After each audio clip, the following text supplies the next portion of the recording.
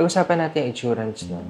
Para po sa mga hindi nakakaalam, nabaha po yung kotse ko last July 24, 2024. Kakatapos ng bayaran noong April.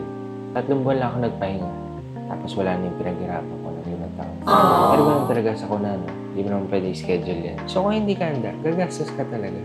Kaya itong kapitbahay ko si... Pag kumuha ka ng brand new na kotse, meron kang libre na insurance for 1 year. Yung mga susunod na taon, babayaran mo na. Libre ba talaga yun? Kasama sa down payment.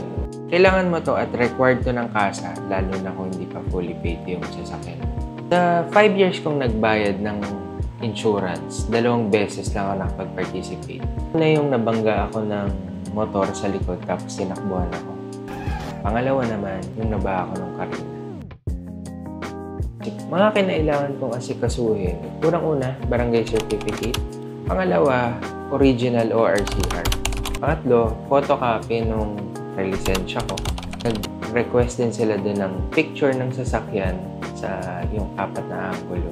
Hindi naman nabaha. Picture kung saan yung part na na-damage yung sasakyan. Pang-4, nag-require din sila ng repair estimate para sa accredited na kasa na partner nila ng insurance na pipiliin.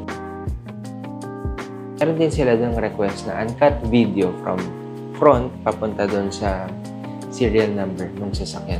Nasikaso ko yan agad kahit baha pa doon sa lugar. Tinawagan ko agad yung agent ko. Ang mahirap lang sa act of God mo, syempre kung calamity, sabay-sabay din kayo mag-claim. Sa mga ilang araw, nakausap ko yung agent ko sa insurance. I-declare na lang nila itong total loss. Pero dito sa insurance na nakuha ko, meron siyang option na i-buyback mo yung kotse mo. Pero pag nag-buyback ka, hindi na nila sagot yun if ever merong lumitaw na issue or pabalik-balik ka sa kasa dahil sira. Para sa akin, hindi ko i-advise na bilhin mo. Eh, alam ko ng flooded yun. So, anytime. Pwede mag-lock. Lagay ko yung majority sa ganyan. Ang pipiliin mo, syempre yung dapat safe. So, pinag-isipan ko mabuti. Yung amount na makukuha ko, bibili ba ako ng second hand o bibili ako ng brand? Nakakatakot kasi sa panahon ngayon na baka bumili ka ng second hand tapos nabaha din. So, parang nonsense din yung pinili mo yung safe ka. Decision kami na kumuha na lang kami ng bago para at least yung iisipin namin na magkakaroon ng problema, wala na. Gaano katagal?